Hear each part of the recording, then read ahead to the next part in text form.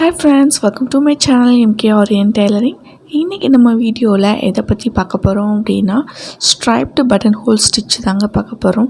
So இதுக்கு பார்த்திங்கன்னா நான் 3 லைன்ஸ் வந்து ட்ரா பண்ணியிருக்கேன். ஸோ நம்ம டபுள் பட்டன் ஹோல் ஸ்டிச் போடுவோம் இல்லையா, ஸோ கிட்டத்தட்ட அதே மாதிரி தான், பட் ஆனால் கொஞ்சம் டிஃப்ரென்ஸ். ஓகேவா? ஸோ இதுக்கு வந்து நான் 3 லைன்ஸ் ட்ரா பண்ணியிருக்கேன். 1 2 3ன்னு அதுக்கு நேம் கொடுத்துருக்கேன்.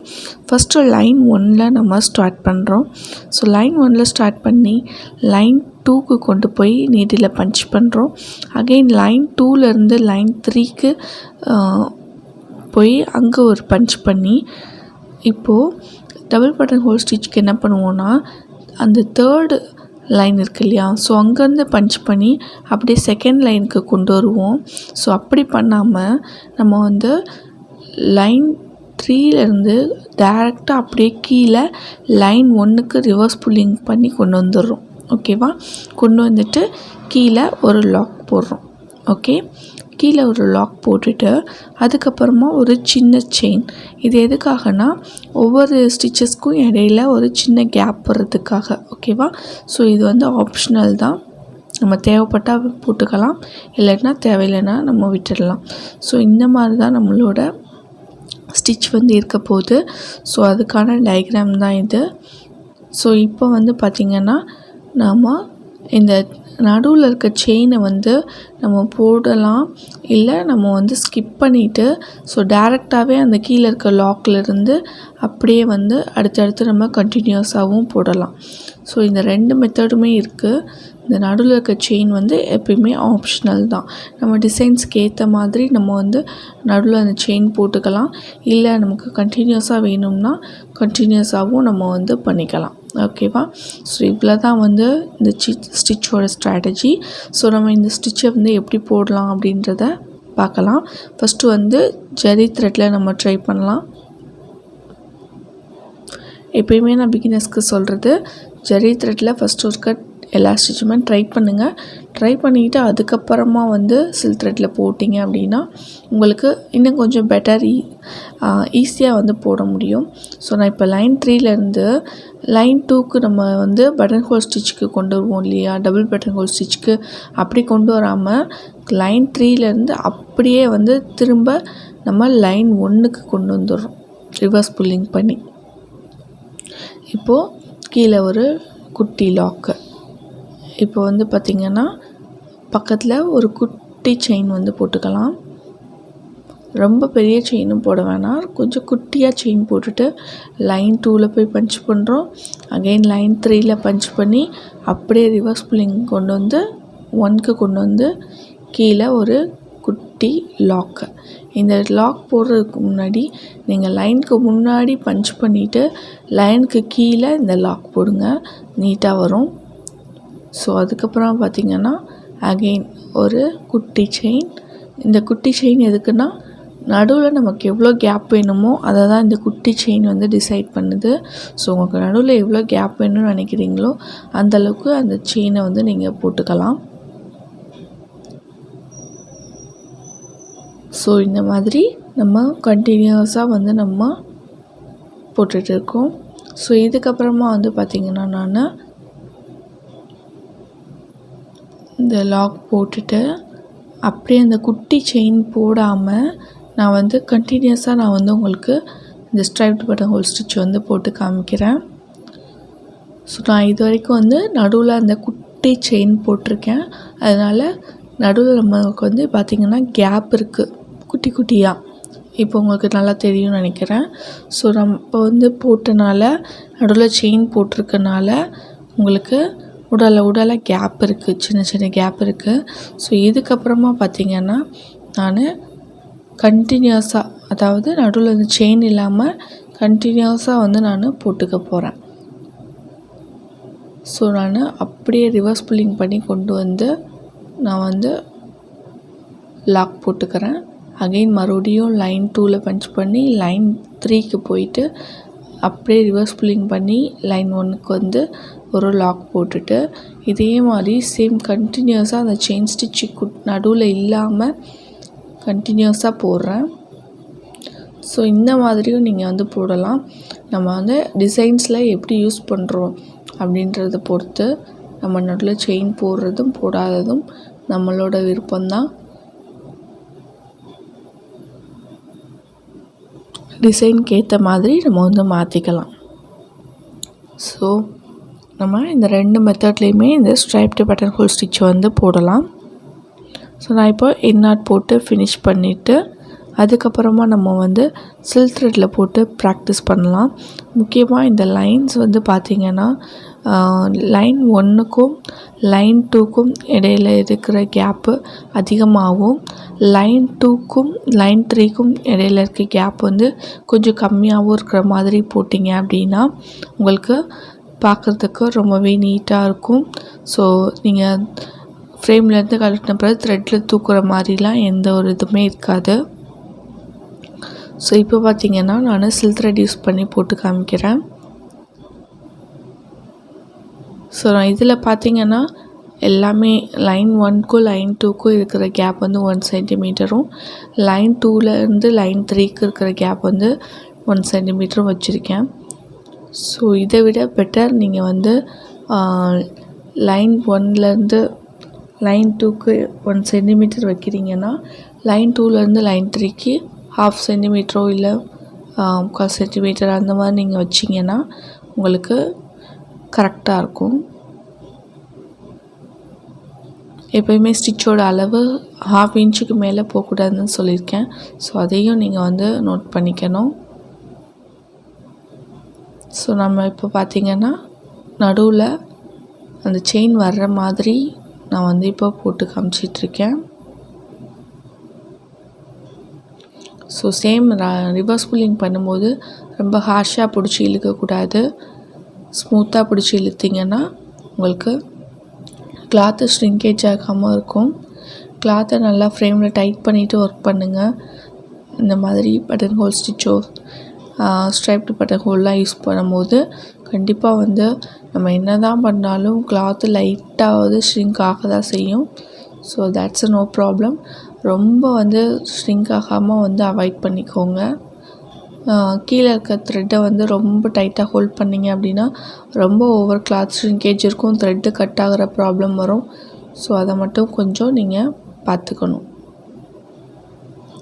இப்போது நான் நடுவில் அந்த செயின் இல்லாமல் எப்படி வருது அப்படின்றத தான் போட்டு காமிச்சிட்ருக்கேன். ஸோ இது வந்து நான் நடுவில் செயின் இல்லாமல் கண்டினியூஸாக வந்து அந்த லாக் போட்ட பிறகு போட்டுட்ருக்கேன். ஸோ நம்ம இப்போ வந்து லாஸ்ட்டாக லாக் போட்டு முடிச்சுக்கலாம். நாட் போட்டு முடிச்சுக்கலாம். இப்போ நான் வந்து ஒரு சின்னதாக ஒரு டிசைனில் வந்து நான் போட்டு காமிக்கிறேன். ஸோ இதுக்கு 3 லேயர்ஸ் வேணும் இல்லையா? ஸோ 3 லேயர்ஸ் வந்து நம்ம போட்டுக்கலாம். ஸோ நீங்கள் இதை வந்து ஃபெதர் ஸ்டிச் மாதிரி யூஸ் பண்ணலாம். ஸோ ஃபெதர் ஸ்டிச்சுன்றது 3 லேயர்ஸ்க்கு மேலே வரும். நம்ம இப்போ வந்து எப்பயுமே வந்து இந்த மாதிரி ஃபெதர் போடுறீங்க அப்படின்னா ஹாஃபாக பார்ட்டிஷன் பண்ணிவிட்டு அந்த ஹாஃப்லேருந்து ஸ்டார்ட் பண்ணுங்கள். அப்போ தான் வந்து அந்த ஷேப் வந்து ஈவனாக இருக்கும். ஸோ ஹாஃப் போர்ஷன் முடிச்சுட்டு அடுத்து அகைன் மறுபடியும் அந்த திருப்பி ஹாஃப் போர்ஷன் பண்ணோம் அப்படின்னா பார்க்குறதுக்கு ரொம்பவே நீட்டாக இருக்கும் நமக்கு. ஏன்னா கீழேருந்தே நம்ம ஸ்டார்ட் பண்ணிட்டோம் அப்படின்னா அந்த ஃபெதர் வந்து பார்த்திங்கன்னா உங்களுக்கு நீட்டாகவே வராது. அந்த ஸ்ட்ரைப்ஸ் வந்து பார்த்திங்கன்னா உங்களுக்கு கோணல் மணலாக வர்ற மாதிரி இருக்கும். ஸோ அவ்வளோதான், வேறு ஒன்றும் இல்லை. ஸோ அதே சேம் ஸ்டிச்சு தான் நான் இப்போ வந்து பார்த்திங்கன்னா நடுவில் அந்த செயின் இல்லாமல் கண்டினியூஸாக நான் வந்து போட்டுட்ருக்கேன் இப்போது. ஸோ நான் இப்போ கொஞ்சம் ஜூம் பண்ணியிருக்கேன். இப்போ உங்களுக்கு கிளியராக தெரியும்னு நினைக்கிறேன். ஸோ நான் இப்போது நடுவில் அந்த செயின் ஸ்டிச் இல்லாமல் கண்டினியூஸாக ட்ரை பண்ணிகிட்ருக்கேன்.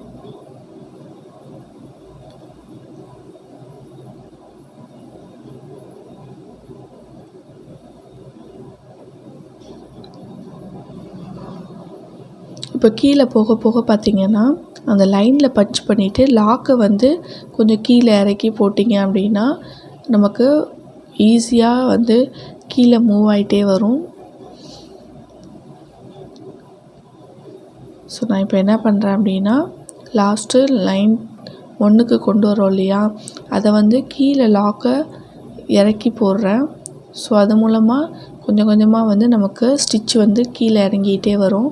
ஸோ நீங்கள் லாக்கை வந்து பார்த்திங்கன்னா அதுக்கு ஸ்ட்ரைட்டாக போட்டிங்க அப்படின்னா நமக்கு கீழே இறங்கிட்டே வராது. ஸோ இந்த மாதிரி ட்ரை பண்ணிங்க அப்படின்னா நமக்கு கண்டினியூஸாக அப்படியே கீழே இறங்கிட்டே வரும் டிசைன் வந்து.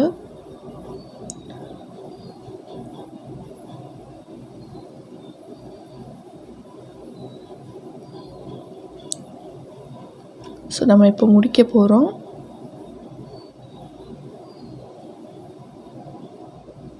ஸோ எப்பயுமே ஒரு ஸ்டிச்சை வந்து ஜஸ்ட்டு லைனில் மட்டும் ட்ரா பண்ணி போடாமல் ஒரு டிசைன்ஸ்லேயும் போட்டு நீங்கள் ட்ரை பண்ணி பாருங்கள். நான் ஆல்ரெடி நிறைய வீடியோஸில் சொல்லியிருக்கேன்.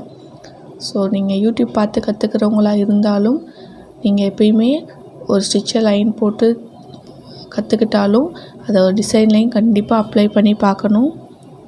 ஸோ இப்போ நம்ம நெக்ஸ்ட்டு ஹாஃபை வந்து ஃபில் பண்ணலாம். ஸோ இப்படி ஃபில் பண்ணும்போது பார்த்திங்கன்னா உங்களுக்கு அந்த டிசைன் வந்து பார்த்திங்கன்னா ஒன்று போல் வந்து வரும். இல்லைன்னா வந்து அந்த ஃபெதர் வந்து பார்த்திங்கன்னா அந்த ஸ்ட்ரைப்ஸ் வந்து உங்களுக்கு ஈக்குவலாக இருக்காது, அன்ஈவனாக இருக்க மாதிரி இருக்கும். ஸோ அவ்வளோதான் டிஃப்ரென்ஸு.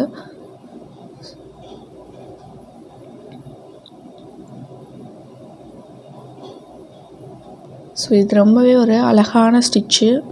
ஸோ இதை இந்த டிசைனில் மட்டும்தான் யூஸ் பண்ணணுமான்னு கேட்டிங்கன்னா எந்த டிசைன்லனாலும் யூஸ் பண்ணலாம். பட் ஆனால் நீங்கள் அந்த டிசைனை ஃபஸ்ட்டு ஈக்குவல் ஹாஃபாக பிரிச்சுக்கோங்க. பிரிச்சுட்டு நீங்கள் பண்ணினீங்க அப்படின்னா உங்களுக்கு நீட்டாகவே வரும். இப்போ ஒரு ஹார்ட் ஷேப் இருக்குன்னா அந்த ஹார்ட் ஷேப்புக்குள்ளே வந்து நீங்கள் ஹாஃபாக அதை பிரிச்சுட்டு அதுக்கப்புறமா நீங்கள் அப்படியே ட்ரை பண்ணணும். அப்படி பண்ணிங்க அப்படின்னா உங்களுக்கு ஒரு லீஃபாக இருந்தாலும் சரி தான், எதையுமே வந்து ஹாஃபாக நீங்கள் பார்ட்டிஷன் பண்ணிவிட்டு இந்த ஸ்டிச்சை நீங்கள் ட்ரை பண்ணும்போது ரொம்பவே அழகாக வரும். ஸோ இப்போ இதில் சென்டரில் நீங்கள் ஏதாவது ஒரு ஸ்டோன் ஸ்டிக் பண்ணி விட்டுக்கலாம், இல்லை வேறு கலர் யூஸ் பண்ணி நடுவில் செயின் போட்டு முடிச்சுக்கலாம். ஸோ நான் இப்போ இன்னொரு இதில் ட்ரை பண்ணி காமிக்கிறேன். இது வந்து ஒரு செமி சர்க்கிளில் நான் ட்ரை பண்ணி காமிக்கிறேன். இதில் பார்த்திங்கன்னா நம்ம அதுக்கு அந்த சென்டரில் தான் வந்து கண்டினியூஸாக வந்து நமக்கு லாக் வரும்.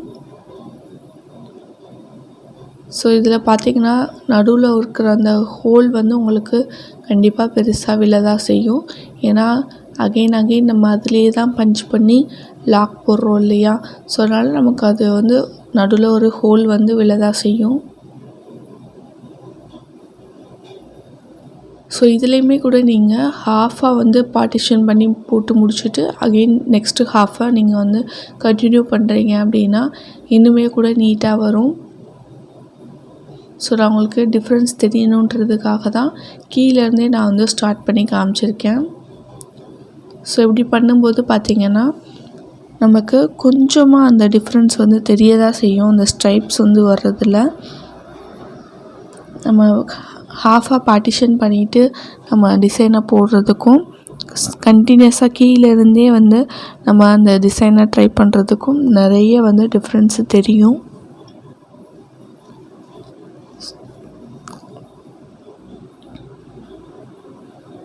ஸோ நான் இப்போ ஹாஃப் போர்ஷன் வந்துட்டேன். இப்போது பார்த்திங்கன்னா நான் ஆரம்பித்த இடத்துல வந்து பார்த்திங்கன்னா நல்லா வந்து நெருக்கமாக இருக்குது, முடிக்கிற இடத்துல கொஞ்சம் டிஃப்ரெண்ட்டாக இருக்குது பார்த்திங்களா. ஸோ இந்த டிஃப்ரென்ஸ்லாம் வரக்கூடாதுன்னு நினச்சிங்கன்னா கரெக்டாக ஹாஃபாக பார்ட்டிஷன் பண்ணிவிட்டு டிசைனை போடுங்க. ஸோ இந்த வீடியோவில் நம்ம ஸ்ட்ரைப்டு பட்டன் ஹோல் ஸ்டிச்சை எப்படி வந்து போடுறதுன்னு பார்த்துருக்கோம், அதை டிசைன்லேயும் அப்ளை பண்ணி பார்த்துருக்கோம். ஸோ நீங்களும் வந்து கண்டிப்பாக ட்ரை பண்ணி பாருங்கள், டிசைன்லேயும் கண்டிப்பாக போட்டு பாருங்கள். இந்த வீடியோ உங்களுக்கு பிடிச்சிருந்ததுன்னா லைக் பண்ணுங்கள், ஷேர் பண்ணுங்கள், கமெண்ட் பண்ணுங்கள்.